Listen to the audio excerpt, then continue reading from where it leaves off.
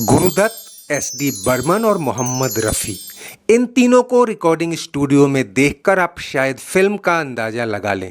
लेकिन हम जिस गाने की बात कर रहे हैं उसमें एस.डी. बर्मन साहब हैं भी और नहीं भी।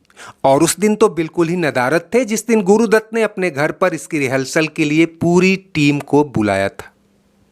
मोहम्मद रफ़ी तो पहले ही पहुंच गए थे। बर्मन साहब लेट हो गए क्योंकि उनके म्यूजिशियंस यानी साज बाज वाले किसी गफलत में गुरुदत्त के घर के बजाय स्टूडियो पहुंच गए थे। वैसे तो इस फिल्म के सभी गाने साहिर लुधियानवी से लिखवाए गए थे, जिन्हें एस.डी. बर्मन की धुनों पर मोहम्मद रफ़ी, गीता दत्त और हेमंत दा ने बखूबी गाया था। लेकिन ये गाना असल में साहिर की एक नज़्म थी जिसे उन्होंने अपने बागी तेवरों के साथ दिल की गहराइयों में उतर कर लिखा था। और गुरुदत्त का कहना था कि इस गाने के बगैर तो ये फिल्म पूरी हो ही नहीं सकती। इस गाने का जादू इस कदर गुरुदत्त के सिर चढ़कर बोल रहा था कि इसकी एक एक लाइन उन्हें रट गई थी। खैर, जब रफ़ी साहब के साथ बैठे बैठे काफ़ी समय निकल गया और म्यूजिक टीम नहीं आई, तब गुरुदत्त ने कहा, रफ़ी साहब आप अपना काम कीजिए, बस इसे गुनगुना दीजिए। रफ़ी साहब ने देखा कि गुरुदत्त इस गाने में कुछ ज़्यादा ही दिलचस्पी ले रहे हैं, वरना बाकी गानों के लिए तो इस तरह घर पे मीटिंग नहीं हुई। ऊंची और सुरीली आवाज के जादूगर रफ़ी अपनी ही रौ में बह चले और पहले से तय धुनों पर बिना साजबाज के ही इसे गाने लगे। ये दुनिया अगर मिल भी जाए तो क्या। असल में ये फिल्म का क्लाइमेक्स सॉन्ग था और बाकी गानों से इस मायने में अलग था कि इसे सुनकर लोगों के रोंगटे खड़े हो जाए। रफ़ी साहब ने गाना खत्म किया तो पाया कि गुरुदत्त का टेप रिकॉर्डर ऑन है और उसे रिप्ले किया गया तो गुरुदत्त के मुंह से सिर्फ इतना निकला कि अब आपको रिकॉर्डिंग स्टूडियो आने की ज़रूरत नहीं है, ये गाना रिकॉर्ड हो गया, मैं इसी टेप को फिल्म में फीड कराऊंगा। रफ़ी साहब हंसने लगे, क्या मजाक कर रहे हैं साहब, म्यूजिक ना सही कम से कम रिकॉर्डिंग क्वालिटी के वास्ते ही इसे बख्श दीजिए, मैं कभी भी स्टूडियो आकर इसे रिकॉर्ड करा दूंगा। गुरुदत्त तपाक से बोले, आपने बैजू बावरा में नौशाद साहब की धुनों पर बिना साज बाज के ही जो आवाज़ बुलंद की थी उसे मैं आज भी नहीं भूला हूँ। दुनिया आपको भली भांति जानती है, इससे आपकी गायकी पर कोई फर्क नहीं पड़ेगा, लेकिन ये सादी और खराब रिकॉर्डिंग ही हमारे क्लाइमेक्स सीन में जान डाल देगी। गुरुदत्त के जहन में उन दिनों सिर्फ और सिर्फ प्यासा का लीड हीरो विजय तैर रहा था और उन्हें लग रहा था कि ये गाना जस का तस फिल्म में डाल दिया जाए तो ये ज़्यादा रियल टच देगा। खैर, बात जब बर्मन साहब तक पहुंची तो उन्होंने कोई आपत्ति नहीं जताई, लेकिन कहते हैं कि बाद में सहमति बनी कि चूंकि टेप रिकॉर्डर की आवाज़ में उतनी क्लैरिटी नहीं है, इसे इसी तरह स्टूडियो में भी रिकॉर्ड कर लिया जाए और फाइनल टच के तौर पर हल्की व मामूली म्यूजिकल ट्यून भी डाल दी जाए। और दोस्तों, इस गाने ने दर्शकों पर जो जादू किया सो किया ही। रफ़ी साहब से ऐसे गाने गवाने की होड़ मच गई जिनमें म्यूजिक नाम मात्र ही था। हम ऐसे कुछ खास गानों का जिक्र भी करेंगे, लेकिन सबसे पहले जरा उस गाने के बारे में जान लीजिए जिससे बात शुरू हुई थी।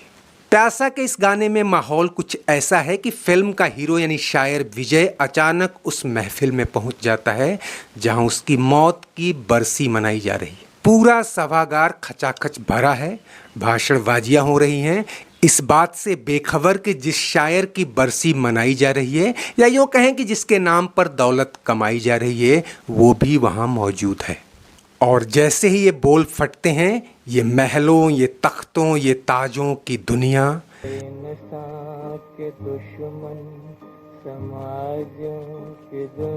ये दौलत के भूखे रवाजों की दुनिया, ये दुनिया अगर मिल भी जाए तो क्या, ये दुनिया अगर मिल भी जाए तो क्या है, दुनिया अगर मिल भी जाए तो क्या है। और ये गाना उस समय ही नहीं, आज भी गरीबी, बेरोजगारी, करप्शन और पूंजीवाद के दौर में रोंगटे खड़े कर देता है। हालांकि इसकी कुछ लाइनें जरूरत से ज्यादा ही विद्रोही हैं। जला दो इसे, फूंक डालो ये दुनिया। और तब सेंसर बोर्ड ने इस पर रोक भी लगा दी थी कि ऐसे आप दुनिया को आग नहीं लगा सकते। और बड़ी मशक्कत और कानूनी खींचतान के बाद गुरुदत्त बोर्ड को कन्विंस कर पाए कि ये लाइनें कहानी की जान हैं, इन्हें निकाल देने से सीन मुकम्मल नहीं हो पाएगा। इस गाने ने प्यासा को उस दौर की ब्लॉकबस्टर और एक कल्ट क्लासिक फिल्म तो बनाया ही, साहिर लुधियानवी को विद्रोही शायर के मंच पर एक बड़ा मकाम दिलाया। और रफ़ी साहब के क्या कहने, सुरीली आवाज़ को बुलंदी तक ले जाना और फिर वहीं लाकर धरने की महारत न तब किसी के पास थी और न आज तक कोई उसे हासिल कर पाया। और जब एस.डी. बर्मन की धुनों को पीछे छोड़ती ये आवाज़ इस गाने को इतना पॉपुलर करा ले गई, तब उस संगीतकार ने जिसने फिल्म बैजू बावरा में रफ़ी से एक बुलंद आवाज़ निकलवाई थी, एक ऐसी ही नज्म लेकर आया जिसमें म्यूजिक था ही नहीं, या कह लें कि नहीं के बराबर था। हम बात कर रहे हैं संगीतकार नौशाद की, जो 1963 में आई फिल्म मेरे महबूब की रिकॉर्डिंग के लिए रफ़ी साहब के साथ स्टूडियो में थे। लेकिन 70 लोगों की म्यूजिकल टीम में से सिर्फ 4 इंस्ट्रूमेंटलिस्ट ही आए थे। नौशाद को न जाने क्या सुरूर चढ़ा, उन्होंने बिना म्यूजिकल तामझाम के ही रफ़ी साहब को गाने को कहा और रिकॉर्डिंग शुरू हो गई। वहाँ गीतकार शकील बदायूनी और फिल्म के निर्माता निर्देशक एच.एस. रावेल भी थे। बाद में जब नौशाद ने कहा कि ये गाना फिल्म में ऐसे ही जाएगा तो रावेल चौंक गए। बात आगे बढ़ी तो ये फिल्मकारों के गले नहीं उतर रही थी कि इतना हाई प्रोफाइल और बिग बजट गाना यूं ही कैसे जाने दें, बिना संगीत के तो ये मर जाएगा। मेरे महबूब तुझे। नौशाद ने दलील दी कि पर्दे पर जो हीरो गा रहा है वो असल में एक नज्म पढ़ रहा है, और जब हम मुशायरे में कोई शेर या नज्म पढ़ते हैं तो वहाँ म्यूजिक नहीं होता, इससे सीन ज़्यादा ही रियल लगेगा। प्रोड्यूसर डायरेक्टर तो कन्विंस हो गए। बाद में एक आध इंस्ट्रूमेंट का हल्का संगीत ही सुपर इम्पोज किया गया और ये गाना भी अपने दौर का सुपरहिट और कल्ट सॉन्ग बन गया। मेरी मोहब्बत की कसम। ये उन गानों में से है जिनके दम पर हीरो राजेंद्र कुमार जुबली कुमार कहलाए। मुझे नरगिसी आँखों का सहारा। तो रफ़ी ने कई ऐसे गाने गाए जहां संगीत पीछे और उनकी आवाज ऊपर हुआ करती थी। किस्साए गम जो लिखने को बैठे। और अगर आप उनके तमाम म्यूजिकल सॉन्ग्स के मोनो ट्रैक पकड़ने की कोशिश करें तो पाएंगे कि मोहम्मद रफ़ी की आवाज अपने आप में भी मुकम्मल हुआ करती थी।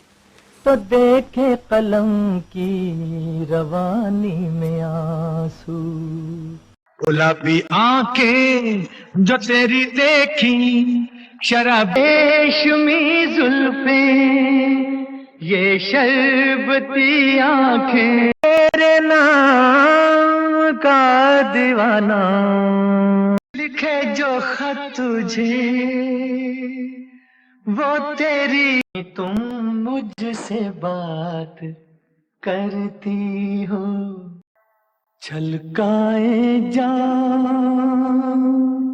तो दोस्तों, यादों के झरोखे से आज बस इतना ही। चलते चलते वीडियो लाइक और शेयर तो कीजिए ही, अगर चैनल सब्सक्राइब नहीं किया है तो वो भी कर डालिए। कमेंट बॉक्स में आपकी हर राय का स्वागत है। शुक्रिया, नमस्ते, आभार। तुझे